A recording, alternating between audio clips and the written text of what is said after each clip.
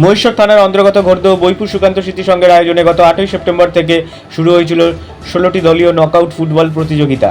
আজ 29শে সেপ্টেম্বর তার পরিসমাপ্তি ঘটে।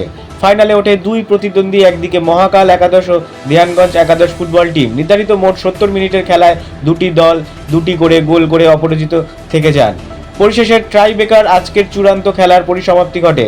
ট্রাইব্রেকারে 5-5 শটে মহাকাল একাদশ সবগুলো গোল করে অপরদিকে দেয়ানগঞ্জ একাদশ ব্যর্থ হয়। তাই আজকের খেলায় জয়ী দল ঘোষিত হয় মহাকাল একাদশ ফুটবল টিম, পরাজিত হয় দেয়ানগঞ্জ একাদশ। জয়ী দলকে নগদ অর্থ দেওয়া হয় 45,000 টাকা ও আকর্ষণীয় একটি সুইচ ট্রফি। অপরদিকে বিজিত দলকে দেওয়া হয় নগদ অর্থ 35,000 টাকা ও আকর্ষণীয় ট্রফি। 16টি দলীয় এই খেলায় ম্যান অব দ্য সিরিজ হন দেয়ানগঞ্জ একাদশের বান্টি সাহা ও সুন্দর ট্রফি প্রদান করা হয়। আজকের খেলায় ম্যান অব দ্য ম্যাচ হন মহাকাল একাদশের শিবা মণ্ডল। সেরা গোলকিপার নির্বাচিত হন বিজয়ী দলের আকাশ দাস, এরাও ট্রফি পান। আজকের মাঠে মৌরেশ্বর থানার অন্তর্গত বহু অঞ্চলের ফুটবল প্রেমী মানুষ আসেন খেলা দেখতে। আনুমানিক 4 থেকে 5,000 লোকের সমাগম ঘটে। এই মুহূর্তে সুকান্ত স্মৃতি সংঘের ঘোড়দহ বৈপুর ফুটবল মাঠে আপাতত বিগত 6 বছর ধরে ময়ূরেশ্বর ব্লকের সবচেয়ে বড় ফুটবল খেলার আয়োজন। বহু বিশিষ্ট ফুটবল প্রেমী ও সমাজ দরদী মানুষ উপস্থিত ছিলেন মৌরেশ্বর থানার ওসি মাননীয় অনিল কুমার, ছিলেন নারায়ণ প্রসাদ চন্দ্র, জেলা পরিষদের সদস্য অরুণ চ্যাটার্জি, ব্লকের এডিএ উজ্জ্বল রায়, সুমন্ত পাল, ছিলেন প্রধান শিক্ষক সুকুমার গড়াই, শিক্ষক রাজকুমার প্রমুখ।